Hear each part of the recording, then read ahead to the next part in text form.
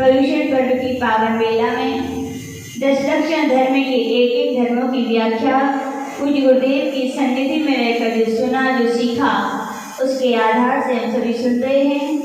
आज के जो धर्म है वो कौन सा धर्म है? उत्तम तत्व धर्म कहा गया। गुरुदेव कहते बताते हैं कि यूं ही किसी का क्रम नहीं बनाया जाता। हर चीज का जो भी अपन ग्रंथों का श्रवण करेंगे, जितने भी किसी वस्तु के भेद बताए गए हैं, पहले नंबर रखा गया तो उसका कारण है, दूसरे नंबर रखा गया तो कारण है। हर जैसे चैन होती है एक दूसरे से जुड़ी रहती है उनके वो, ऐसे कहा गया धर्म भी एक दूसरे से जुड़ी हुई है और ये रहस्य को लिए हुए हैं कि संयम के बाद ही तब क्यों रखा। तो आचार्य भगवान कह रहे हैं जब चार कसायों का निरसन हो जाता है तो क्या होता है? सत्य ज्ञान प्रकट होता है और सत्य ज्ञान के साथ धारण किया गया संयम भाव से संयम होता है। अब संयम तो धारण कर लिया, संयम यानी चारित्र्य। संयम यानी क्या? चारित्र्य यानी क्या? असुहादो विनिवृत्ति, अशोक से निवृत्ति हुई है भी, यानी कि आते हुए जो वर्तमान में कर्मों का आश्रय था वो रोक दिया है उन संतों ने जिन्होंने चारित्र्य धारण कर लिया है। अब उनका आश्रय नहीं होता, क्या करते हैं वो लोग? संबर करते हैं। आते हुए कर्म तो रुक गए, लेकिन ध्यान रखना अनादिकाल से जीव ने बहुत से ऐसे कर्म किए हैं कि पहाड़ के ढेर से भी बड़ा कर्मों का ढेर है, उनके लिए तो भी खपाना पड़ेगा। तो आचार्य भगवान कह रहे हैं जो पुराने कर्म हैं, जो आत्मा से कर्मबद्ध हैं, उनकी निर्जरा के लिए हे साधक तुम्हें करना पड़ेगा। तो क्या करना पड़ेगा? तप धारण करना पड़ेगा। आचार्य कुंद देव ने अष्टपावड़ अपने ग्रंथ में बताया है कि तीर्थंकर भी क्यों ना हो, जिनके लिए गर्भ के 6 महीने पहले से ही तीर्थंकर प्रकृति के कारण क्या होने लगता है? रत्नों की वृष्टि होने लगती है, 9 महीने तक चलती है। देवतागण जिनका गर्भ कल्याणक जन्म कल्याणक भी मनाते हैं और ये नियम है, तीर्थंकर तद्भव मोक्षगामी हैं। फिर भी वो दीक्षा ना ले तो उनके लिए मोक्ष हो जाएगा क्या? नहीं। तो कहा गया तीर्थंकर भी क्यों ना हो तो भी उन्हें क्या करना पड़ता है? तप करना पड़ता है। और तो दीक्षा भी ले ली तो दीक्षा लेने से क्या होता है? हमने कहा संबर तो होगा, लेकिन पूर्ववत कर्मों की निर्जरा करनी है। तो वहां पे कहा गया 4 ज्ञान को धारण करने वाले तीर्थंकर जैसे महामुनि महाराजों को भी तपस्या करनी पड़ती है। क्या करनी पड़ती है? तपस्या। तप यानी क्या? ता और पा, जो तारे और जो पार लगाए। क्या? ता से ये पूज्य गुरुदेव की व्याख्याएं हैं, वास्तविकता में अनुभव की बातें हैं। शास्त्र में मिलेगी क्या? गुरु के चरणों में, गुरु के मुखारविंद से सुनते हैं तो बिल्कुल, क्योंकि देखो भैया बड़े बड़े विद्वान रहते हैं तो उनके लिए शास्त्रों की बातें समझ में आ जाती हैं। हम लोग तो बुद्धू जैसे हैं, तो हम लोग के लिए तो आचार्य ने यही सिखाया। तप यानी क्या? जो तार दे, जो पार लगा दे, यानी संसार से हमारे लिए तार दे, जो संसार से हमारे लिए पार लगा दे, वो क्या कहलाता है? तप कहलाता है। तप के विषय में कौन तरते हैं और कौन तार सकते हैं, तो इस विषय में दृष्टांत सुनाते हैं।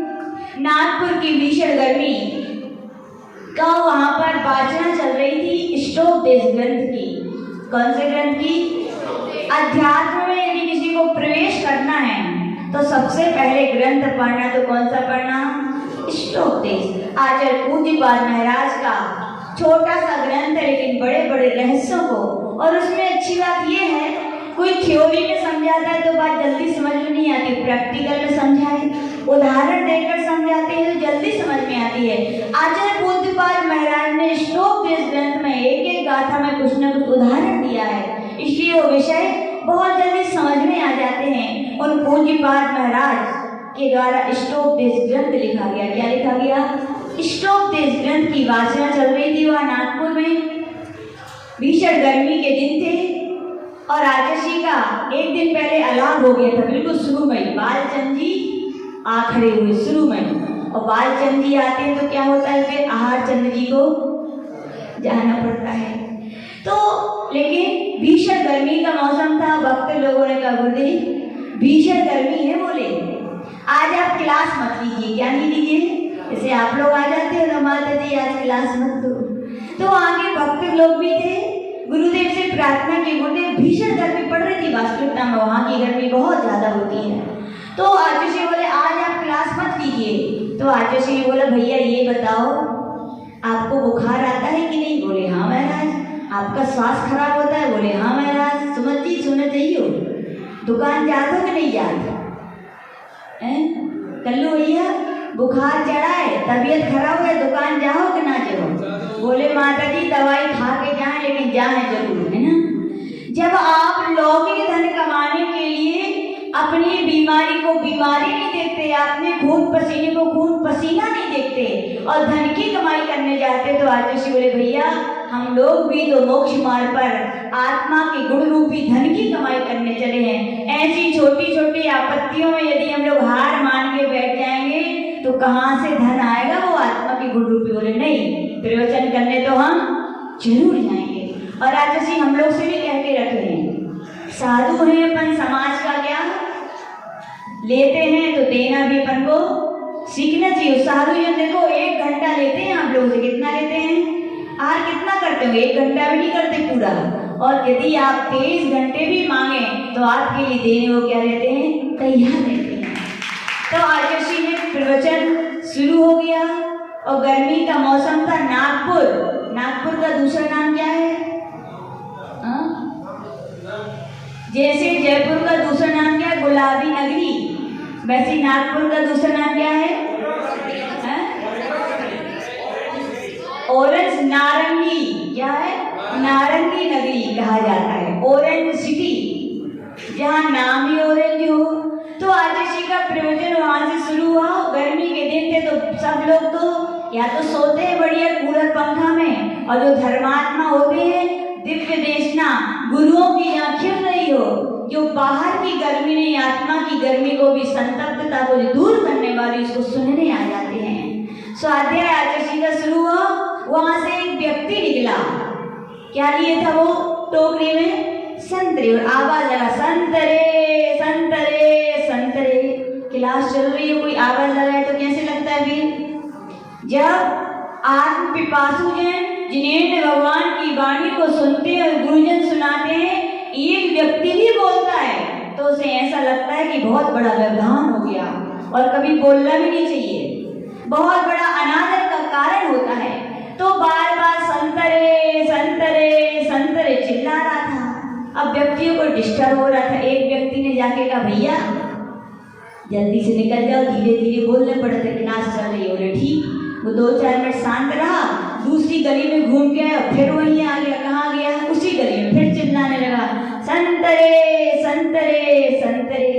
अब 2 व्यक्ति समझाने के, भैया समझो क्लास चल रही है, क्या तुम संतरे संतरे चिल्ला रहे हो। तो आशीष देख रहे थे सब व्यक्ति गृहस्थ क्षुभित होते हैं, लेकिन साधु जन क्षुभित मुख सकारात्मक चिंतन वाले होते हैं। गुरुदेव ने कहा, क्या तो उस व्यक्ति को भगा रहे हो बार बार? बोले महाराज क्लास में डिस्टर्ब हो रहा है। बोले वो क्लास में डिस्टर्ब नहीं कर रहा है, वो आप लोगों को बहुत बड़ा उपदेश दे रहा है। बोले उपदेश क्या दे रहा है? बोले संत तरे। आज पहले तरे थे तो संत तरे थे, आज तर रहे हैं तो संत तर रहे हैं, और जब भी तरेंगे तो संत तरेंगे, बाकी छोड़ करके कोई नहीं करने वाला है। क्यों? क्योंकि संत ही तपस्या करते हैं। संतों के लिए कहा गया तारण तरण जहाज, जो स्वयं भी तरते हैं और भव्य प्राणी उस संत रूपी जहाज में आरूढ़ हो जाते हैं, बैठ जाते हैं, तो वे भी तर जाते हैं। कौन सी नाव लेंगे? काष्ठ की नाव होनी चाहिए भैया, पत्थर की नाव ना हो। पत्थर की नाव होगी तो क्या होगी? स्वयं भी डूबेगी और दूसरों को भी डुबा देगी। तो आचार्य भगवान कह रहे हैं, आज तक तरे हैं तो संत तरे हैं, और जब भी तरेंगे कौन तरेंगे? संत तरेंगे। क्यों तरेंगे? क्योंकि संत ही तप को धारण करते हैं। तप का अर्थ क्या है? आचार्य गुरुदेव बताते पंच कल्याणक होते हैं। कौन कौन से होते हैं? प्रमोद अंकल, कौन कौन से पंच कल्याणक होते हैं? धर्म, जन, तप, मोक्ष। तीसरा नाम क्या है? तप। तप यानी क्या? तप यानी दीक्षा। जो दीक्षा को धारण कर ले उन्हीं का तप करना सार्थक है। इसीलिए कहा गया दीक्षा कल्याणक का दूसरा नाम क्या है? तप कल्याणक है। जिन्होंने दीक्षा ले ली, समझ ली, उनकी तपस्या का क्या हो गया? प्रारंभ हो गया। तो आचार्य भगवान कह रहे हैं, जब भी तरे हैं तप को धारण किया है, तो किसने किया? धारण किया है? संतों ने किया है। बाकी सब लोग बोलेंगे माता जी हम लोग तप नहीं करते। करते तो हो आप लोग, लेकिन आपका तप वैसे ही है। कैसा है? कभी हाथी देखा किसी ने? रितु भाभी हाथी देखा? कहाँ देखा? सलेहा में तालाब होगा, तालाब नहीं है सलेहा में है, और हाथी वहां गया होगा, नहीं तो आपने भी देखो ये हाथी आया तालाब में ना जाए मनीष भैया सो सकत? हो ही नहीं सकता। जो तालाब में हाथी होता है वो तालाब के पास जाता है और क्या करता है? पानी में डूब जाता है। क्या करता है? फिर खूब नहाता है, खूब नहाता है, और घंटे 2 घंटे नहाने के बाद जैसे ही बाहर आता है तो क्या करता है? क्या करते हैं पूरी आंटी? वो दूध फुर ऐसी अपनी सूंड में भरता, फुर फिर ऐसी भरता है, फुर पूरा शरीर को क्या कर लेता है? लत भर। ऐसी आप लोगों की कहानी है। गृहस्थ 10 दिन, 1 दिन, 2 दिन खूब तपस्या करते हैं, फिर बाद में वही गोरख धंधा, वही दुकान, वही मकान, और वही बीवी और वही बच्चे। तो कहा गया यद्यपि नहीं करने वालों से तो वे व्यक्ति श्रेष्ठ है, जिनमें शक्ति है वो अपनी शक्ति का यूज कर रहे हैं। आपकी ये शक्ति बीज का काम करेगी। यारो भैया चिंता मत करना, जल स्नान है तो क्या हुआ? आपकी ये शक्ति बीज का काम करेगी। जब अगले भाव में, हम तो कहते इसी भाव में जब आप मुनि महाराज बनेंगे तो वे बीज आपके ये फल के रूप में फलीभूत हो जाएंगे। किसमें हो जाएंगे? फलीभूत होते हैं। तो आचार्य भगवान कहा कि 2 प्रकार का तप है, यानी गृहस्थों का जो आश्रम पूर्वक कहा जाता है, और इस संतों का जो संपर्क पूर्वक कहा जाता है, यानी कि संपर्क पूर्वक किया गया तप मोक्ष की ओर ले जाता है। और यद्यपि गृहस्थों का बेकार नहीं है, वो परंपरा से आपको ले जाएगा। कैसे ले जाएगा? परंपरा से। साधुओं के लिए कैसे ले जाएगा? साक्षात ले जाएगा। लेकिन ध्यान रखना, साधु संतों से भी कहा भैया तपस्या जरूर करना। तप कितने प्रकार का होता है? 2 प्रकार का। कितने प्रकार का? कौन कौन सा होता है? बाहरी तप और अंतरंग तप। जैसे कहा गया था गिरनार जी के नेमिनाथ भगवान के चरणों में पहुंचना है तो सीढ़ियां क्या हैं? सहायक हैं। क्या सीढ़ियां ही क्या 5 फीट टोंग है ना? नहीं है ना। सीढ़ियों की सहायता लेकर के आप नेमिनाथ भगवान के चरणों तक पहुंचोगे। ऐसे आचार्य भगवान कह रहे बाहर तक तो सीढ़ियां हैं। क्या है? बाहर तक सीढ़ियां हैं आपको अंतरंग तप करने के लिए। किसके लिए? मान लीजिए एक कमरा और 2 गेट हैं। क्या है? कमरा एक और 2 गेट हैं। एक जन यहाँ से जाए, एक जन जहाँ से जाए, पहुंचेंगे कहाँ? एक ही जगह पहुंचेंगे। ऐसी कहा गया कोई बाहर तप करे लेकिन सम्यक बाहर तप होना चाहिए तो क्या होगा? वो भी कहाँ पहुंचेगा? मोक्ष पहुंचेगा। और यहाँ से वो भी कौन पहुंचेगा? तो मोक्ष। दोनों यद्यपि का एक ही मंजिल दिलाने वाले लेकिन फिर भी एक साध्य है, एक साधन है। बाहर तप किया जाता है तो किस लिए किया? अंतरंग तप की विशुद्धि के लिए। उपास किया, क्यों किया आपने? सोने के लिए नहीं। जिस दिन उपास है उपवास, उप यानी आत्मा, आत्मा के पास वास कीजिए। आत्मा के कल्याण की जो क्रियाएं हैं उनमें आप मग्न रहिए। उसका नाम क्या है? उपवास। ऐसा ना हो गया में, ये मैं बहुत अच्छा लगा, गया में जब महिलाएं उपास करती हैं तो वहां पे सास यदि उपास करती है तो सुबह से आ जाती, शाम को रात में घर जाती है। बोले बहू कह देती मम्मी आज आपका उपास है, आज आप घर में कुछ काम नहीं करेंगी। कौन करेंगे? हम करेंगे। और जब बहू का उपास रहता है तो फिर सास भी कहेगी बेटा आज आपका उपास है। उपास यानी धर्म ध्यान होना चाहिए। तो इसका नाम है क्या? उपवास। जो धर्म ध्यान के साथ किया जाए, धर्म ध्यान बढ़ना चाहिए तो आपका उपवास क्या है? सार्थक है। लोग क्या करते हैं? आज उपवास है तो खाली पेट तो मन लगने नहीं है तो बढ़िया एसी चालू करो, 2-4 घंटा सो लो दिन में, हैं? क्या दिन में सो लो। और समय नहीं कट रहा है तो फिर टीवी देख लो। और मन ना लगे तो मोबाइल में इतने मैसेज आते हैं कि ना मन लगे तो भी मन लगे। तो भैया ये उपवास नहीं है।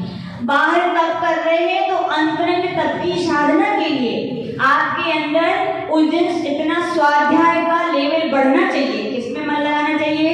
स्वाध्याय में। गुरुजन ने देव सास गुरु की विनय में आपका मन लगना चाहिए। प्रायश्चित, आत्मा के ध्यान में डूबे तो अपने दोष आपको दिखना चाहिए। प्रायश्चित के भाव होने चाहिए। प्रायश्चित विनय वैया वृत्ति। और किसके भाव होना चाहिए?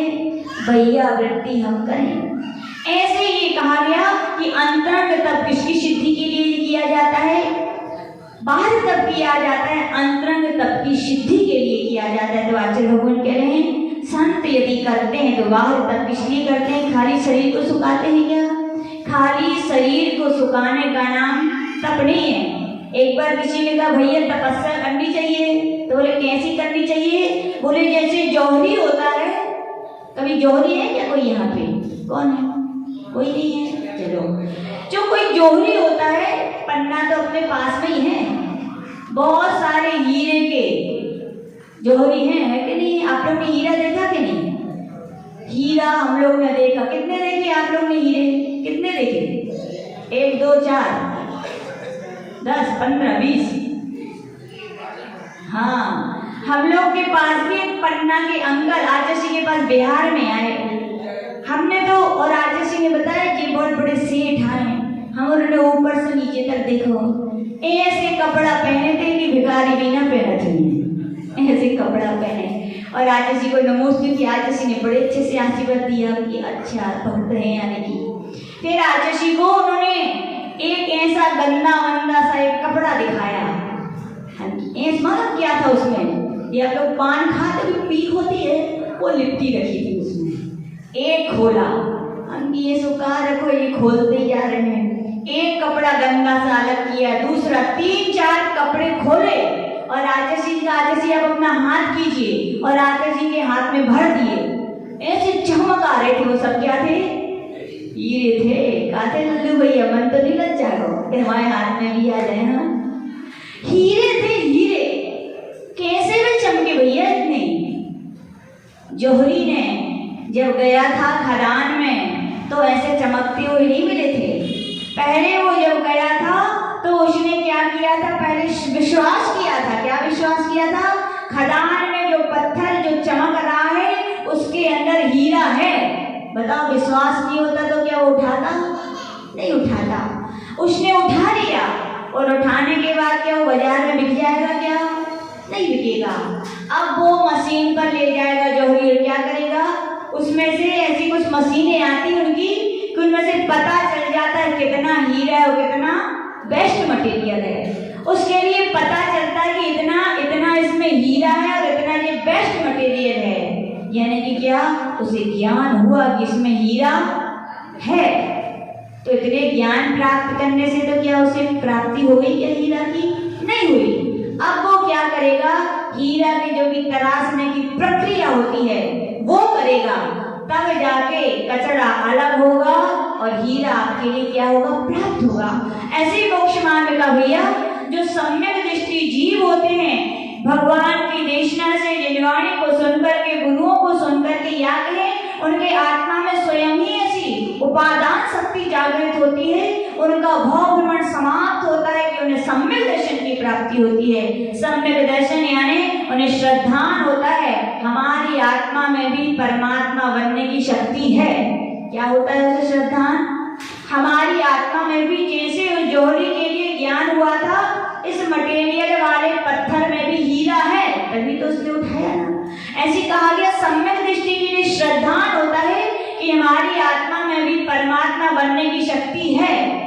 फिर वो क्या करता है, जैसे जौहरी ने पता लगा लिया था कितना हीरा है और कितना बेस्ट मटेरियल, ऐसे सम्यक दृष्टि भी पता लगाता है कि हमारे आत्मा के अलावा इस आत्मा से क्या क्या चीजें संबंधित हैं। तो घर कुटुंब भी क्या है, संबंधित हैं।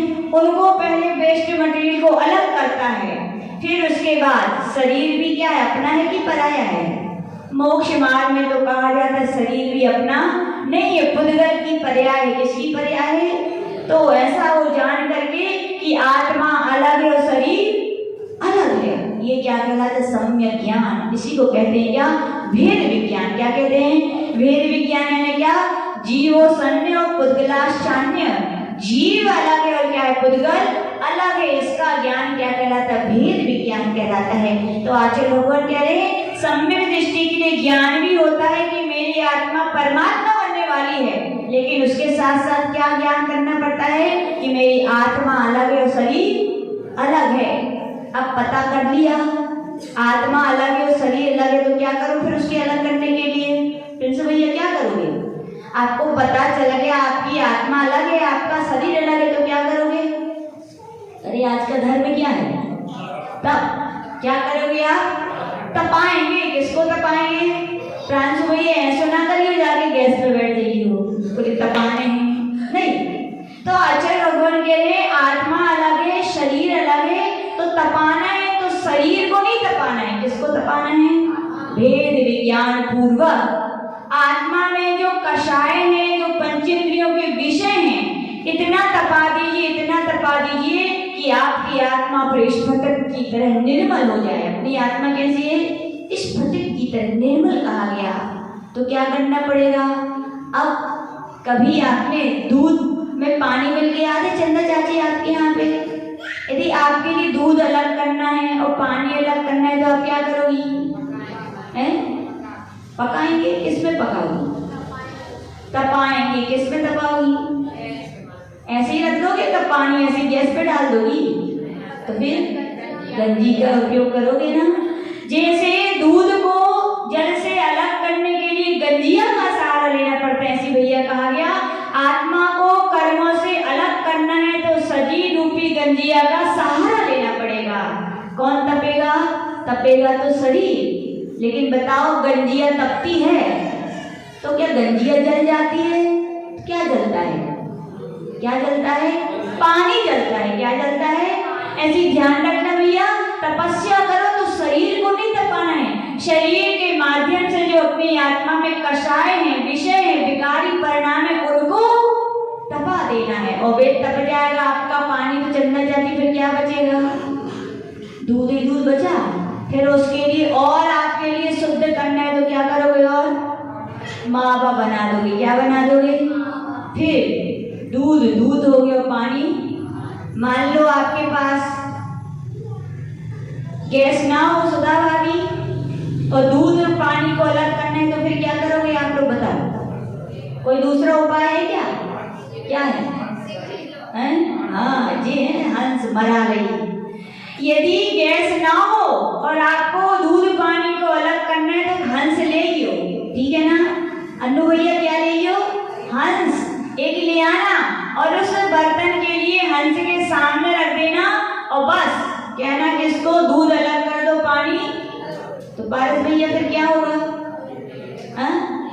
हंस के सामने पानी रखने से क्या दूध अलग पानी अलग हो जाएगा? फिर क्या होगा? दूध पी जाएगा। बुद्धू हो आप, ध्यान रखना। दूध वो पीता नहीं है। साइंस कहता है या कहे सर्व जगत प्रसिद्ध बात है, हंस की चोंच में एसिड होता है। एसिड यानी खट्टा पदार्थ। एसिड यानी जैसे ही वो अपनी चोंच को उस बर्तन में जिसमें दूध रखा है चोंच अंदर डालता है तो खट्टा पदार्थ दूध में जाके मिल जाता है, तो दूध क्या हो जाता है? फट जाता है।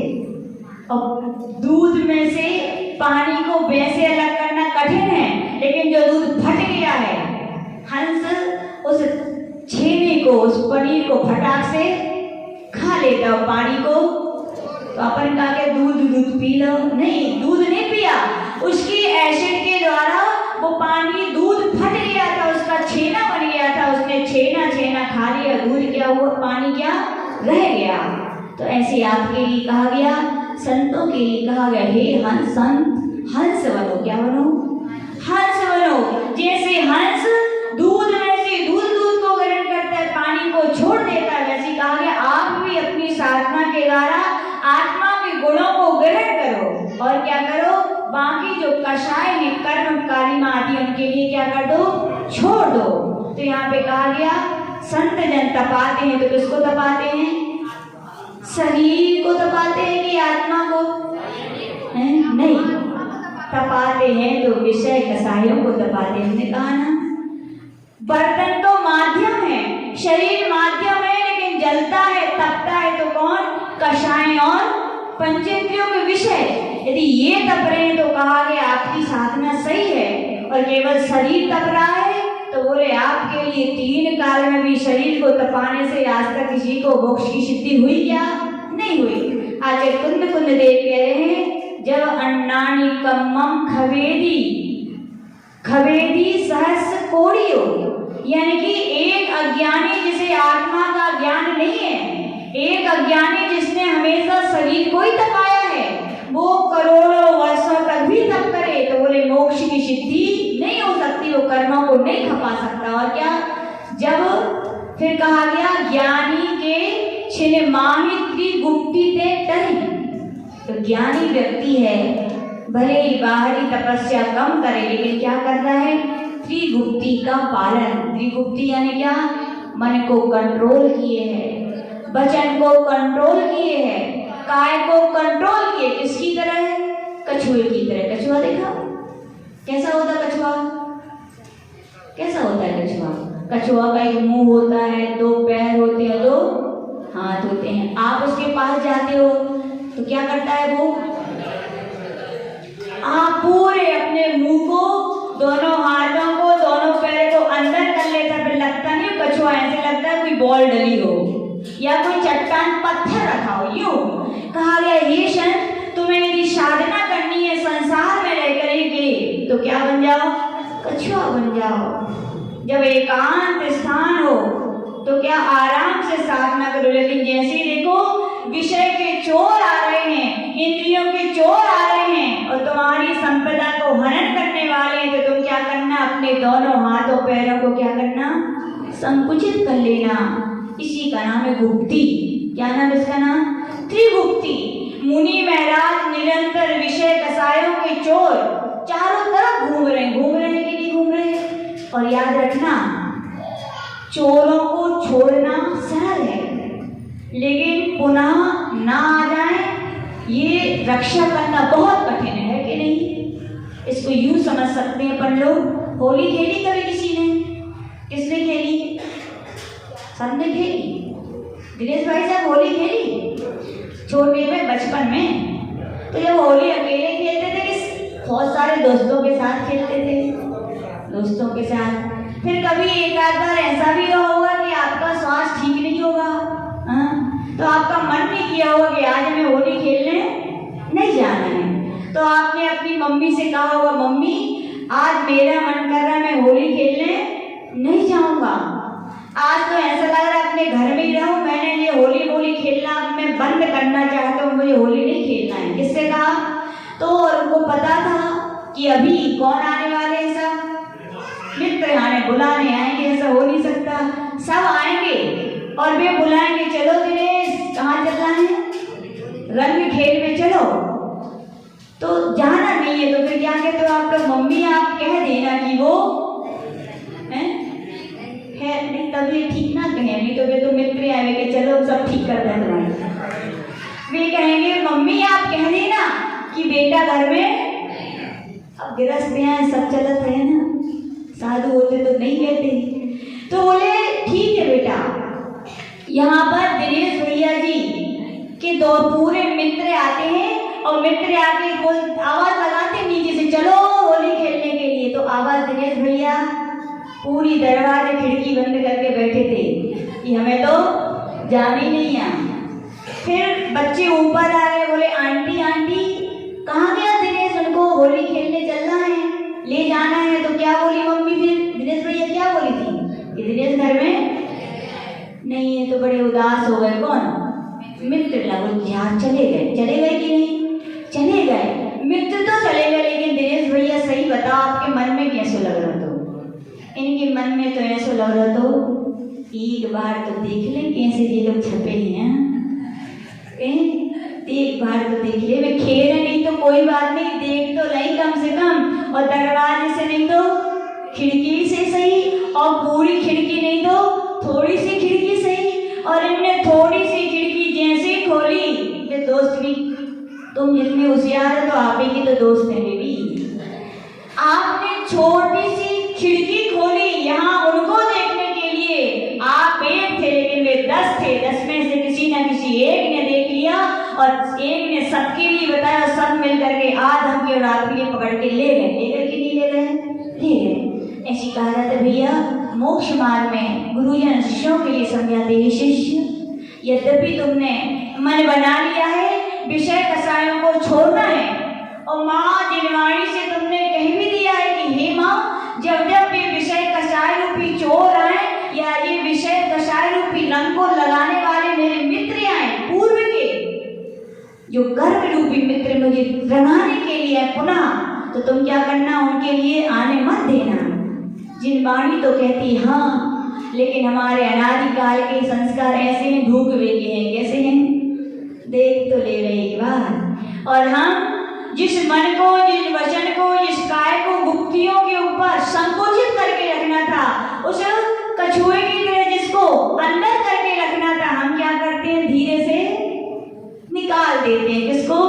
अपनी गर्दन को। किसको देखने के लिए? उन्हीं पुराने लोगों को देखने के लिए। तो आचार्य भगवान कहते हैं मन गया गुप्ती रही क्या? नहीं रही। तो आचार्य भगवान यहाँ पे कह रहे हैं त्रिगुप्ती पूर्वक जो संत जन यानी अपने मन को कंट्रोल करने की, वचन को कंट्रोल करने की और शरीर को संकुचित रखने की साधना करते, ज्ञान पूर्वक करते, उनके लिए कहा गया क्षण माही, थोड़ी सी ही देर में, क्षण भर में वे सारे कर्मों को क्या कर देते हैं, नष्ट कर देते हैं। किया कि नहीं किया? किया। किसने किया? भरत चक्रवर्ती हुए अपने यहाँ। कौन हुए? भरत चक्रवर्ती ने कितनी दीक्षा ली और कितनी देरी हुई थी? अंतर मूर्ख भी नहीं हुआ था पूरा, और कहा उनके लिए केवल ज्ञान की प्राप्ति हो गई। अब कहो उन्होंने तपस्या की क्या? उपास किया क्या? उन्होंने किया क्या? रसप्रीता किया क्या? कुछ भी नहीं किया। कैसे केवल ज्ञान हो गया?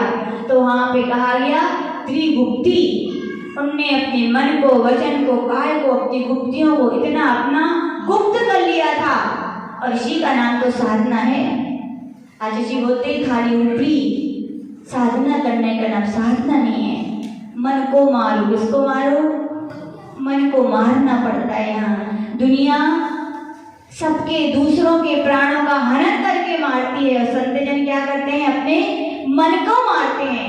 मन जो विषयों में जाता है, कसायों में जाता है, उसको मारते हैं। तो वहां पे कहा गया, हे संत क्या करो, गुप्तियों का पालन करना सीख लो। क्या कर लो, जब गुप्तियों का पालन करना सीख जाते हैं तो कहा जाता है तुरंत ही भरत चक्रवर्ती की तरह आपके लिए किसकी प्राप्ति हो जाती है, केवल ज्ञान की प्राप्ति हो जाएगी। तपस्या कौन करते हैं, तपस्वी लोग करते हैं। तपस्वी कौन होते हैं, संत जन होते हैं। लोग कहते हैं माता जी हमारी दादी हैं, अभी बच्ची सुना रही थी, बोले भाई दादी बहुत व्रत करती है माता जी। उनकी अच्छी बात है, बोले अच्छी बात है, बोले व्रत करती सो ठीक है, दिन भर चे चे चे छू छू छू गुस्सा ही गुस्सा होती रहती है। बोले क्या करती रहती हैं, है ना सुमंत अंकल, ऐसे ही है विद्या जी, जब देखो तपस्या तपस्या, जो त्याग वो त्याग, और दिन भर ना कहीं पे धरी रहे। बिल्कुल कहा, ये कह रहे थे एक दिन आके माता जी कछु करवाओ ने करवाओ, मैं विद्या जी के ऊपर वाइपर लगवा दो। वाइपर समझे कौन सा वाला, उत्तम क्षमा के ऊपर। अब ये अच्छी बात की सुनो, दूसरों के ऊपर वाइपर काम नहीं करता, स्वयं के ऊपर करता है। किसके ऊपर करता है, स्वयं की गाड़ी होए, स्वयं को होए तो ज्यादा जल्दी काम करते हैं, ठीक है, दूसरों के ऊपर नहीं। तो आचार्य लोग यहाँ पे कह रहे हैं, क्या कह रहे हैं कि कसाएं यानी कि तप लोग करते हैं तो बोलते हैं बड़े तपस्वी होते हैं, बड़े तेजस्वी होते हैं। उनका होनी चाहिए, तपस्वी तेजस्वी हैं, लोग आपसे डरे कि नहीं डरे, नहीं। आज जैसे बोलते साधु होना तो इतने बन को सरल होना चाहिए और प्रतापी भी होना चाहिए। क्या होना चाहिए, इतने प्रतापी होना चाहिए कि हर व्यक्ति आपके पास फालतू बातें आपको ना सुना सके, और इतने सरल भी होना चाहिए कि अपने दुख दर्द आगे को कहने में हिचकाए भी ना। सरल भी होना चाहिए और प्रतापी भी होना चाहिए। तो कहा गया पूज्य हमारे गुरु नानक गुरुदेव आचार्य सन्मति सागर जी का उदाहरण सुनाते हैं। बड़े तपस्वी थे कि नहीं, इतने तपस्वी थे, 12 बजते थे घड़ी में दोपहर के, कितने भी लोग बैठे हों अपने आप हॉल खाली हो जाता था। इतना उनका तपस्या का प्रभाव था। यदि कोई नहीं उठता था तो वे खाली करवा देते। एक ही नजर ऐसी उठा के देखते थे, अपने आप सब खाली। लोग कहते थे बड़े तपस्वी हैं, बड़े घबराते थे, कपते थे कई लोग। तो हम लोग जब तक नहीं देखा था तो हम लोग को भी ऐसे लगता था भैया बड़े तपस्वी हैं। हम सही बताएं, हम तो बोलते ही थे, उनके सामने बैठे रहते, बस सुनते रहते थे, बोले बड़े तपस्वी हैं। लेकिन जब जाकर देखा तो वास्तविकता में जितने वो तपस्वी थे बाहर से, उतने ही वो मक्खन की तरह कोमल मिले हम लोग के लिए। क्या मिले, मक्खन से भी ज्यादा कोमल मिले। इतना वात्सल्य मिला है उन लोग के लिए, बता नहीं सकते हो क्यों मिला। पता इसलिए मिला, लोग कहते थे कि पूज्य आचार्य सन्मति सागर जी महाराज पूज्य गणाचार्य विराट सागर जी को बड़ा चाहते हैं, खूब वात्सल्य देते हैं। तो हमने कहा हम लोग को भी डबल मिलता है। बोले क्यों मिलता है, तो एक जन बोले हमने इसलिए मिलता है, क्या मूल से प्यारा ब्याज होता है। बोले आचार्य जी तो मूल है और हम लोग क्या हैं, ब्याज हैं। हम लोग को वात्सल्य, बहुत वात्सल्य मिला उनसे, बता नहीं सकते। एक दिन की बात बताएं, ऐसी 12 बजे जब घड़ी में हम किसी माता जी का आहार करवा के आए थे तो लेट हो गए, और बड़े आचार्य जी अपने कमरे का गेट लगाने के लिए खड़े थे। अब हमने दूर से देख लिया आप खड़े हैं। अब मन दो प्रकार का, बोला जाएं कि नहीं जाएं। नहीं जाते हैं तो अग्नि होती है कि गुरु खड़े हैं, और जाते हैं तो ऐसा ना हो कि भाई डांट माट घल जाए कि 12 बजे और तुम कैसे आई। हमारे मन में क्या लगे, फिर हमने कहा देखो डांट तो खाती रहते, पर तो खाती रहना चाहिए, बिना नहीं छोड़ना चाहिए। फिर चलो अपन तो नमोस्तु करे ही है पास में। और बता कभी आचार्य जी के पास हम ऐसे नहीं गए, हमने जाकर उनको नमोस्तु किया और जैसे ही हम झुके उन्होंने अपनी पीछी मेरे सिर पर ठोक लगा कि ऐसा आशीर्वाद तो मुझे कभी ना मिला था, ना मिलेगा, आज मिला। यानी ऐसे वात्सल्य के वो धनी थे। लोग क्या कहते थे, लेकिन वो क्या है, बड़े तपस्वी हैं। याद रखना, तपस्वी यानी सूर्य। सूर्य देखा कि नहीं, सूर्य क्या है वास्तविकता में, एक दिन हमने बताया था सूर्य क्या है रश्मि भाभी, आग का गोला। हाँ तो क्या है, याद रखना, सूर्य यानी सूर्य, सूर्य यानी आचार, और आचार परमेष्टि सूर्य के समान तेजस्वी होते हैं। लेकिन याद रखना, जैसा साइंस कहता है ना कि सूर्य सूर्य आग का गोला है क्या? नहीं भैया, सूर्य आग का गोला नहीं है। सूर्य के विमान में तो आतप नाम कर्म का उदय पाया जाता है। क्या पाया जाता है? आतप नाम कर्म का उदय, यानी कि तत्वाशूट में आचार्य उमा स्वामी महाराज ने आतप नाम लिया और शलवार सिद्धि ग्रंथ में आचार्य पूज्यपाद महाराज ने आतप नाम कर्म की परिभाषा बताई, जो मूल में ठंडा हो। क्या हो? मूल में जो ठंडा हो, जिसकी किरणें क्या हो? गर्म। क्या हो? किरणें गर्म, उसका नाम है आतप नाम कर्म। तो वो सूर्य के अंदर पाया जाता है। मान लीजिए जैसा साइंस कहता है कि आग का गोला है, तो आपको मान लीजिए आग जलानी है, तो आग लगी रहे हमेशा, तो क्या डालना पड़ेगा उसमें? आदित्य क्या डालोगे? कुछ ना कुछ ईंधन तो डालना पड़ेगा, निरंतर कोयला, लकड़ी या गैस, कुछ ना कुछ, तो तब तो अग्नि जलेगी ना। बताओ, सूर्य में यदि सूर्य आग का गोला है तो वहां कौन ईंधन डालने जा रहा है और कितना ईंधन डालेगा? तो सूर्य इतना तपता रहेगा क्या? नहीं, ये बातें बिल्कुल घटित नहीं होती, साक्षात विरुद्ध बातें हैं कि सूर्य आग का गोला है। सूर्य आग का गोला नहीं है। यहाँ पर भगवान महावीर जैसे तीर्थंकर भगवंतों ने कहा सूर्य विमान है और विमान में आतप नाम कर्म का उदय होता है, जिसकी मूल में जो ठंडा होता है और बाहर किरणें क्या रहती है? उसकी प्रतापी। ऐसे कहा गया आचार्य भगवान आचार्य तपस्वी सम्राट सन्मति सागर जी थे। अंदर से क्या थे? बड़े ठंडे थे और बाहर क्या थे? बड़े तपस्वी थे। लेकिन याद रखना, किरणें किसको गर्म लगती हैं? किसको संतजन तपस्वी तपे हुए लगते हैं? मालूम किसको? तो इसके विषय में भी आगम में कहा गया, सूर्य के जितने पास रहोगे तो क्या मिलेगा? आपकी युक्ति यादा ठंडक मिलेगी। क्या मिलेगी? सूर्य के पास यानी मूल में रहोगे तो मूल में क्या है? ठंडक। और दूर जाओगे तो क्या मिलेगी? किरणें। तो किरणों में क्या है? गर्माहट। तो समझ में आया? ऐसा कहा जाता है सूर्य की 184 गलियां होती हैं और जब सूर्य अपने 184 नंबर की गली में होता है तो किरणें आती हैं, दूरियां ज्यादा हो जाती है, दूरियां ज्यादा होती है, तो पूरे ब्रह्मांड में कहा जाता है लोक में पुद्गल ठसाठस भरा है। जब पुद्गल से वे किरणें रगड़ती हैं तो क्या होता है? उससे गर्माहट पैदा होती। देखिए नहीं, दो पत्थर को एक दूसरे से रगड़ो, गर्माहट होती है कि नहीं?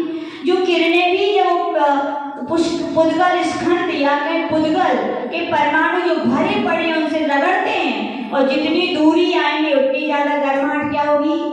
ज्यादा होगी। कहा गया सूर्य जब अपने 184 नंबर की गली में होता है तो वो दिन मालूम कौन सा होता है? कौन सी डेट होती है वो? 22 जून। कौन सी होती है?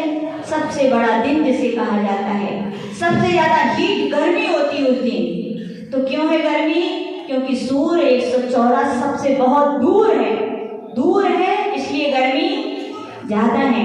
और कहा जाता है सूर्य जब अपनी पहले नंबर की गली में होता है तो कौन सा महीने चलते हैं? ठंडी के महीने चलते हैं। क्या चलते हैं?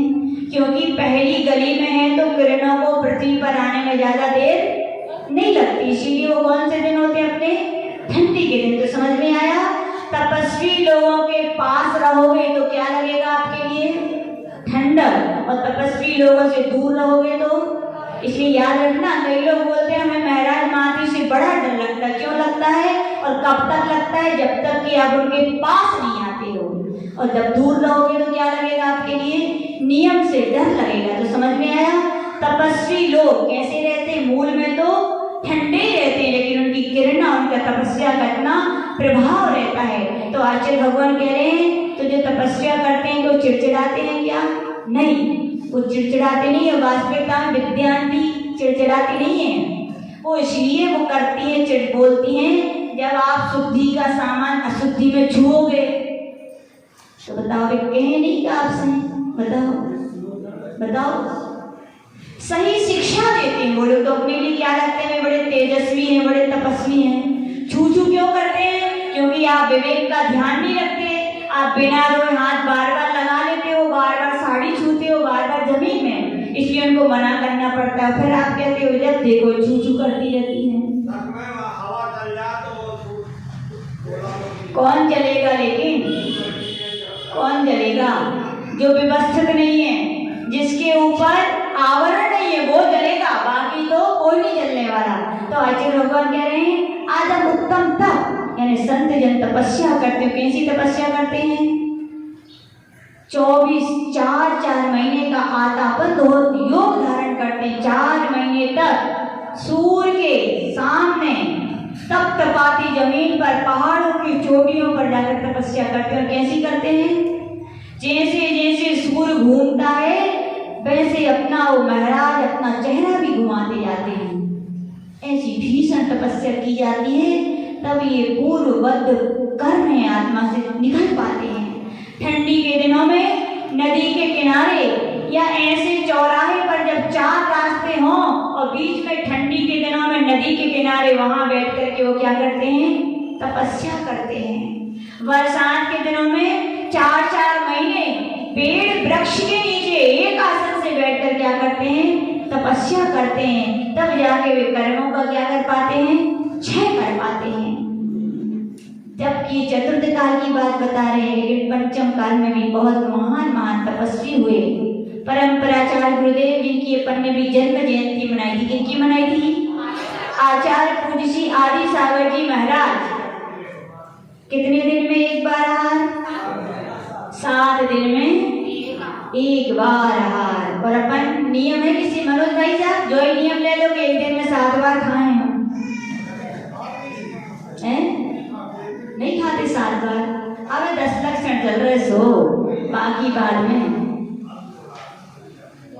कहने को बता रहे हैं कि वो 7 दिन में एक बार बहुत आहार लेते थे, लेकिन अपन एक दिन में 7 बार का पालन नहीं कर पाते। और कितनी वस्तुएं लेते थे? वो एक वस्तु लेते थे।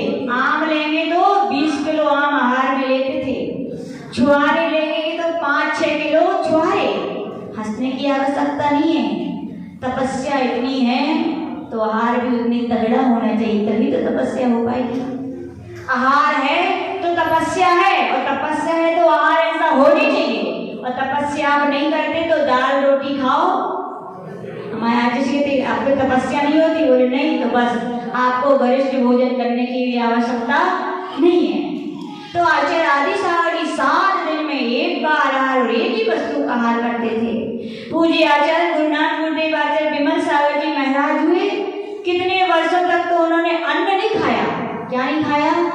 अन्न नहीं लेते थे, गिनी चुनी चीजें। और पूज्य आचार्य सन्मति सागर जी महाराज के विषय में कहा गया 40 वर्ष तक जिनने कभी अन्न नहीं खाया। एक बार चतुर्मास में तुमने जल का ही त्याग कर दिया था। जल का ही त्याग, सोचिए 4 महीने के लिए। अब जाना नहीं कछु नहीं पियो, कछु तो पियो, तो जल नहीं पियो। जल का भी त्याग करना। कोई सोचे कि माता जी जूस पी लो, जल मत पियो। याद रखना, जल का जो काम है वो जल ही करेगा। जूस उतना नहीं पी सकते जितना अपन जल पी लेते हैं, बोलो है कि नहीं? तो लोग सोचते हैं जूस पी ले हुए हैं, ऐसे कहने से कुछ नहीं हो। तुम छोड़ के बता 2-4 दिन पानी। लोग यही अब भी पूछ लो माता जी पूरा पानी कितना जूस पी लिया हो, कितना लेते हैं बताओ। और जो पानी है वो जूस उसकी बराबरी नहीं कर सकता। ऐसे महान तपस्वी थे जिन्होंने शेर निष्क्रिय जैसा व्रत किया। तपस्या ऐसे इनको तपस्वी सम्राट नहीं कहा जाता। 1 उपवास 1 आहार, 2 उपवास 1 आहार, 3 उपवास 4 उपवास, कितने तक गए? 15 उपवास कर लिए। क्या कर लिए? ऐसे बढ़ते बढ़ते यानी कि 14 उपवास किए, 1 आहार किया, फिर 15 उपवास किए। शरीर की हालत जर्जरित हो गई थी। आहार के लिए उठे, आहार तो हो नहीं पाया, खून की उल्टी हो गई। क्या हो गई? लोगों ने मना किया, गुरुदेव अब कर लिए सो कर लिए, हम लोग की प्रार्थना सुनो, अब आप आगे, क्योंकि ये बढ़ता हुआ क्रम था। अब क्या करना था? घटना था। 15 उपवास के बाद फिर 15 उपवास करने थे, फिर 1 आहार, फिर 14 उपवास, फिर ऐसे क्रम रहता है पूरा, ऐसे करना था। तो गुरुदेव से सबने कहा कि गुरुदेव अब आप उपवास नहीं करेंगे, आपका स्वास्थ्य हालत देखिए, खून की उल्टी हो गई आपके लिए। खूब निवेदन किया, लेकिन सुनने वाले थे क्या? वे तपस्वी लोग। हट होती है, हट, बाल हट, स्त्री हट और साधु नहीं, योगी, तपस्वी है, सब साधु नहीं कर रखा है। ये योगी होते हैं, मन के बड़े पक्के होते हैं। बोले हो गई तो हो गई। तो लोगों ने बहुत कहा कि आज से अब उपास ना करें आप। बोले नहीं हम तो करेंगे। तो लोगों ने मालूम कुछ उपाय नहीं दिखा, तो बोले आप करेंगे तो हम लोग भी कर लेंगे। क्या बोले प्रवीण भाई साहब? बोले गुरुदेव यदि आप उपास करोगे तो सारी समाज, हम सारे शिष्य उपास करेंगे। तो गुरुदेव ने आशीर्वाद दी, तथास्तु। बोले एक से भले अनेक। बोले हम अकेले करते तो मन नहीं लगा, कितने सारे लोग करेंगे तो मोह बन जाते। करो करो बोले सबने, जैसी उन्नति करो करो, सबने पीछे हटकर अपने अपने स्थान चले गए। खून की उल्टी होने के बाद भी उन्होंने अपना क्रम तोड़ा क्या? वैसे ही किया। इसीलिए वो क्या कहलाते हैं? तपस्वी सम्राट। ऐसी तपस्या करने वाले याद रखना, ऐसी तपस्या जो संत जन करते हैं उनके लिए रिद्धियां सिद्धियां सिद्ध करनी पड़ती है क्या? नहीं। स्वयं ऐसे संतों के लिए कहा गया रिद्धियां सिद्धियां स्वयं आके उनके चरणों में झुकती हैं। रिद्धि सिद्धियां उन्हें सिद्ध करनी नहीं पड़ती। आचार्य पूज्य सन्मति सागर जी महाराज जी के पास कई गांव के लोग कई बार सुनाते हैं, लोग जब विहार करते हैं, कि वो जब रात में कमरे में सोते थे तो कई बार उनके कमरे में प्रकाश होता था। कई बार ऐसे लगता था जैसे कोई नृत्य कर रहा हो, भक्ति कर रहा हो। आवाजें आती थी। कहाँ से आती थी? मंदिरों की तो सबने सुनी है, लेकिन कभी सुनी कि संतों के कमरों से ऐसी आवाजें नहीं आई। और आचार्य महावीर कीर्ति महाराज भी बहुत बड़े तपस्वी आचार्य थे। उनके लिए तो कहा जाता है बहुत सारे देवी देवता सिद्ध से हो गए थे, यानी उनके भक्त बन गए थे, और वो भी रात में आते थे। कई बार किसी को पता चल गया, सलेहे की होंगे दो चार लड़के, तो उनके गांव में आए होंगे आचार्य महावीर कीर्ति महाराज। तो महावीर कीर्ति महाराज आए तो लड़कों ने कहा देखना चाहिए बात सही है कि नहीं है। उन्होंने कहा ठीक। बोले महाराज इस कमरे में सोते हैं। तो महाराज ने कहा महाराज हम लोग यहाँ सो सकते हैं क्या? तो महाराज ने कहा सो तो सकते हो, लेकिन ध्यान रखना उतने दूर सोना है। उन्होंने कम से कम 100 कदम की आनी जगह वहां सोना है बोले। और बोले ध्यान रखना भूल करके भी यहाँ नहीं आ जाना। क्या बोले? भूल करके भी इस एरिया में नहीं आ जाना, सोने को मना नहीं है। सो गए। और बोले रात के 12 बजे होंगे। और क्या होने लगा? पहले लाइट का जमाना नहीं था उस समय कि कोई ने बोलो कि हेलोजन लगा दा हुई है, महाराज ने बटन चटका दा हुई है। नहीं, लाइट के जमाने नहीं थे। बोले 12 बजे उनके कमरे में से प्रकाश ही प्रकाश आने लगा। खूब बजने वाले बाजों की आवाज, वाद्य यंत्रों की, देवी देवताओं के स्वर और नृत्य गान की आवाज आने लगी। तो तीन भैया, इंद्र भैया तो वही थे ना, लल्लू भैया को और मोनू बोले चलो देखो, सुनी तो सही है थी, वही हो रहा है, देखो प्रकाश हो रहा है, आवाजें आ रही हैं। बोले चलो तो एक बार ढूंढ आए, कहाँ हो रहा हो अंदर देख तो ले। मन बड़ा चंचल होता है, कहीं भी मोनू भैया हैं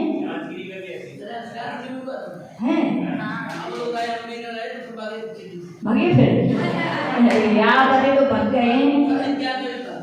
लेकिन मोनू भैया ने कहीं भी सुना लल्लू भैया काहे रस ले रहे। गुरु महाराज ने कही थी रुकियो नहीं, झुकियो नहीं। लल्लू बोला आज तो हम देख ले। और ये गए धीरे, तो मैं तो डरा था। बोले तुम्हारे डर को कहा, हम जा रहे हैं। बोले लल्लू भैया गए और गेट के पास पहुंचे और अपना चेहरा छेद के पास लगा भी नहीं पाए, धड़ाम से गिरे और बेहोश हो गए। क्या हो गए? बेहोश हो गए। ऐसे तो उनको भेजो आए। तो बोले धड़ाम से गिरे। इंद्रेश भैया मोनू भैया तो उठाई चिटाई मिटाई अपने घरे भैया बोले। सुबह हो गई और सुबह जैसे ही पूजी आचार्य महावीर कीर्ति महाराज ने दरवाजे खोले तो कौन मिले थे? उनकी पिच्ची में बड़ा जादू था। उनने पानी मानी नहीं छिड़को, अपनी पिच्ची से क्या किया, केवल ऐसी लगाई। हम तो कहते हे भगवान उनकी समाधि हो गई, लेकिन वो पिच्ची हमें मिल जाती काश तो बड़ा अच्छा रहता। सब लोग कहते बड़े जादू की पिच्ची थी। पानी नहीं रहता था कमंडल में, खाली कमंडल में पिच्ची लगाते थे तो पानी आ जाता था। सांप एक बार एक व्यक्ति के लिए सांप ने काट खाया, पूरा शरीर हरा नीला हो गया। वैद्यों ने और डॉक्टरों ने डिक्लेयर कर दिया। क्या डिक्लेयर कर दिया साहिल? अनंत नाम सत। लोगों ने ले आए लकड़ियाँ, ले आए अर्थी बांध दो, सब तैयारी फुल काई की सुहाग करने की। और वो अर्थी जा रही थी और जहाँ से जा रही थी वहाँ आचार्य महावीर कीर्ति महाराज साधना कर रहे थे। जैसे ही उनकी नजर उस अर्थी पर पड़ी, अपने दिव्य ज्ञान से तपस्या के प्रभाव से जान गए कि अभी ये मरो नहीं है। बोले एक आदमी को बोला, बोले इधर आ। बोले क्या महाराज? बोले कहाँ ले जा रहे इसको? बोले कहाँ ले जा रहे महाराज? आप क्या बच्चों की तरह पूछ रहे हो? ले जा रहे, खत्म हो गए, सांप ने काट किया है, पूरा शरीर हरो नीलो पड़ गयो है। वैद्य जी ने, डॉक्टर जी ने नाड़ी देखी तो कछु है ये नहीं यहाँ। तो बोले बस ले जा रहे। तो महाराज ने कहा सुनो, अभी ये मरा नहीं है, चलो इधर लाओ अर्थी रुकती है क्या बीच रास्ते में? अब सब घबरा गए, अर्थी इतने लिया रोके, किसी की हिम्मत नहीं पड़ी। वो व्यक्ति ने 4-5 लोगों से कहा सुनो, जैन बाबा ऐसी कह रहे हैं, बोले वे अर्थी मंगवा रहे हैं। तो बाकी लोग तो तैयार नहीं हुए, लेकिन घर के लोग तो क्या यही चाहते हैं, भैया 3 दिन और जी लेते तो अच्छे होते। तो घर के लोगों ने कहा नहीं, दिगंबर साधु, जैन साधु बहुत बड़े तपस्वी हो रहे हैं, कह रहे हैं तो कोई ना कोई रहस्य जरूर है। उनके घर वालों ने कहा ठीक है, बाबा जी कह रहे हैं तो हम जरूर ले चलेंगे। और अर्थी को ले आए। अब ले तो आया, महाराज ने फिर क्या कहा, इसको खोलो। क्या बोले? अब सब जने खोली जाती अर्थी का, उतनी जाके खोली जाती, मुझे नहीं पता खोली जाती कि नहीं खोली जाती। अच्छा उतने खोला था, मुझे नहीं पता है। तो बोले खोलो इसको। तो लोग फिर घबरा गए, बोले महाराज खोल तो नहीं, भूत आया तो। बोले खोलो, कुछ नहीं होगा। अर्थी खोली और कहा जाता है महाराज ने अपनी पिच्छी उठाई, ऐसी एक बार ऐसा झाड़ा और अपने कमंडल में ठोक दिया। ऐसे 7 बार पिच्छी से झाड़ा अपने कमंडल में ठोका और 7वीं बार जैसे ही ठोका और व्यक्ति के हाथों में हलन चलन होने लगी, सब तो भग गए, बोले भूत आ गो। बस भूत नहीं आया था, महाराज ने क्या किया था, उसका जहर उतार दिया। तो उठ के बैठ गया। महाराज की जय जयकार हो लगी, महाराज ने मरते हुए को जिंदा कर दिया। तो महाराज बोले वो मरे नहीं था। बोले तुम जिंदा क्या करेंगे? बोले सांप का जहर इतना ज्यादा चढ़ गया था कि उसकी नाड़ी बहुत कम हो गई थी, इतनी कम हो गई थी कि वैद्य जी भी उसको पकड़ नहीं पाए। बोले इतना ज्यादा वो जहरीला जहर था उस सांप का, कहा जाता है महाराज ने कहा देखो इस कमंडल को खोलो। उस कमंडल को खोला गया तो पूरा महाराज के कमंडल का पानी हरा नीला था, यानी पूरा जहर किसमें आ गया था? कमंडल में। और महाराज ने कहा जाओ इस कमंडल के लिए ऐसी जगह डालना जहाँ पर कोई जीव जंतु ना हो। आज भी कर्नाटक में हम लोगों ने जब बिहार किया, लोगों ने बताया महाराज ये वही जगह है जहाँ आचार्य महावीर कीर्ति महाराज ने व्यक्ति का सर्प का जहर उतारा था, और वही जगह है जहाँ कमंडल का जल डाला गया था। कि आज तक उस जगह पे कभी घास नहीं आई। बोले क्या नहीं आई? क्यों नहीं आई? इतना जहर था। तो ऐसे तपस्वी जन क्या होते हैं, बहुत सारी बातें हैं और कभी मिलेगी। तो ऐसी तपस्या के चलते फिरते हिमालय कौन होते हैं? संत जन होते हैं। तपस्या क्यों की जाती है? इच्छा निरोधा तपः। तप का अर्थ क्या है? इच्छाओं को रोकें, और इच्छाएं बनी हुई और नाम को हम तपस्या कर रहे हैं। जैसे कहा आज हमारे भूरे को त्याग है, लेकिन सुनो मुनक्का की तैयारी कर रही हो तो आपका छोड़ना है क्या? आज नमक का त्याग है सुनो, पर जवाखार की तैयारी कर रही हो। छोड़ना सार्थक है क्या? नहीं, छोड़ना वो सार्थक है जिसमें इच्छाओं का निरोध किया जाता है। एक बात क्यों सुनाए, पूज्य आचार्य जी सुनाते, बोले हम मुनि अवस्था में भावनगर में थे, तो बोले हरी की रसी थी, तो हम चौके में जैसे ही पहुंचे वहां थाली दिखाई गई। बोले ये तो आचार्य जी ने सारी हरी हटवा दी, उसमें रखी थी कड़ी। क्या रखी थी? तो आचार्य जी ने पूछा यूं ये काय की है? तो जो अंकल थे अजमेरा जी करके कोई, उन्होंने कहा मेरा नींबू की है, नींबू की। काय की? बोले तो अभी नींबू तो बोले हटाओ। बोले हाँ महाराज नहीं हटाओ। बोले अजी सारे का हरी के। बोले हरी नींबू की नहीं है। बोले नींबू। बोले ये कैसी बात है? बोले महाराज अब बाद में बताएं, आप तो खा लो पहले। तो आचार्य बोला मैं ऐसे नहीं खाता, आचार्य से नहीं खाई।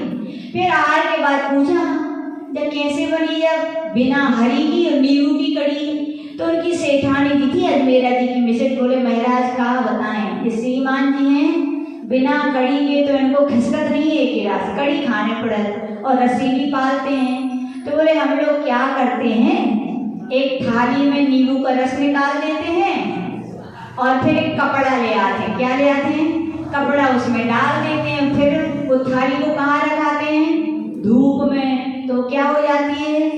सूख जाती। जब जब ये कहते मैं कड़ी खाने, तब तक हम वो कपड़ा धो के उसकी कड़ी बना लेते हैं। बोले हफ्ता 2 हफ्ता तो बनी जाते, बोले कपड़ा से कड़िया जो रहेगी ना। बोले तपस्या क्यों की जाती है? इच्छाएं यदि रुक रही है, आसक्ति यदि रुक रही है, मन कंट्रोल में आ रहा है तो क्या है? तप है। नहीं तो क्या है? वो तप आपका तप नहीं है। और यहाँ पे कहा गया किसको रोकिए? किसको रोकना है? इच्छाओं को रोकना है। तो समय हो रहा है, तो व्याख्याएं बहुत बड़ी हैं। हम लोग का तो बिहार चलता है तो एक से एक लोग मिलते रहते हैं, मजेदार। इससे बहुत सारे उदाहरण हैं। तो आचार्य भगवान कह रहे वस्तु का त्याग करना तपस्या नहीं है, वस्तु में आसक्ति का त्याग करने का नाम क्या है? तपस्या है। इसीलिए कहा गया उपास से बड़ा क्या है?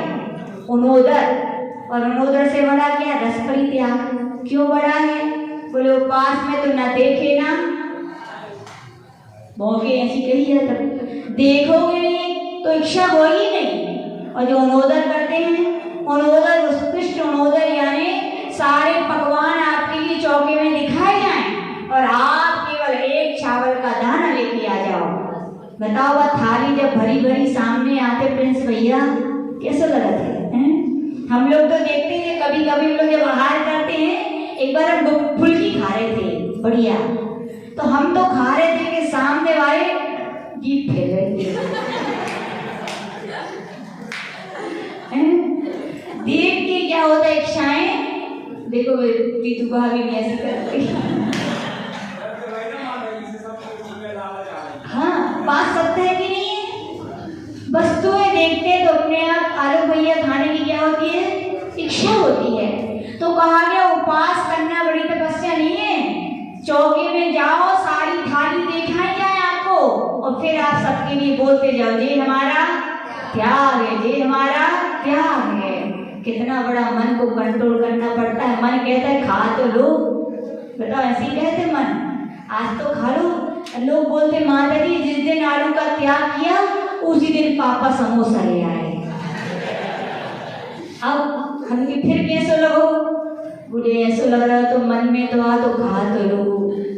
बोले फिर हमने कहा, बोले नहीं, फिर हमने सोचा माता जी से नियम लिया तो हमकी ताकत लगानी पड़ेगी नहीं। बोले हाँ। तो तपस्या कौन सी बड़ी है? अंसर की उनोदर? उनोदर अंसर बढ़ानी है, उपास करना बढ़ानी है। क्या है? रसगुल्ला सामने रखे हो बढ़िया, आनंद चाचा बालूशाही रखी हो, पूरी थाली मीठी से मीठी भरी रखी हो और आपसे हो जाए आज आपको मीठे को त्याग है। कितना मन को कंट्रोल करना पड़ेगा। सही साधना तपस्या है। जहाँ इच्छा हो तो फिर भी हम नहीं खाएंगे, इसका नाम क्या है? तपस्या। और आज बोले मैं आजसी से, कई लोग बोलते हैं आजसी आज मैं दूध का त्याग, बोले का है? बोले पेट ठीक नहीं है। बोले पेट ठीक नहीं है सो दूध का त्याग किया, तो त्याग नहीं है। बोले आज बिहार चलता है हम लोगों का, तो कभी कभी शुद्ध दूध नहीं आ पाता, तो आज ऐसे आज दूध का त्याग। बोले का है? बोले पता लगो यार चौका में दूध नहीं आ रहा है। तो वस्तु नहीं है या हमारा मीठे का त्याग। क्यों त्याग? बोले मीठो अच्छो नहीं लगा। तो नहीं, अच्छा नहीं लगता है नहीं है और आप त्याग कर रहे हैं, तो त्याग नहीं है, वस्तु है और आपकी इच्छाएं भी हैं, फिर भी आप ना खाएं, उसका नाम क्या है? तपस्या है, त्याग है। तो इच्छा निरोधा तपा। और तप क्यों किया जाता है? सकल कर्म क्षयातम तप्यते इति तपा। जो सारे कर्मों को क्षय के लिए उद्देश्य रहता है उसका नाम क्या है? तप है। तप तो बहुत सारे लोग करते हैं। आपको याद होगा 5 कुमार थे तो उनके नाना महिपाल की तपस्या कर रहे थे कि नहीं? वो तपस्या थी कि नहीं? वो कुतप था। कुतप यानी जिसमें हिंसा हो, जीवों की विरहना होती है, 100 पर को वेदना होती है, वो तप नहीं है, तप तो वो है जो स्वयं भी सब जीवों के लिए संसार से तार दे, उसका नाम क्या है? तप है। तो तप धर्म की तो बहुत सारी व्याख्याएं आचार्य भगवान हैं, जितनी सुनाएं उतनी कम है।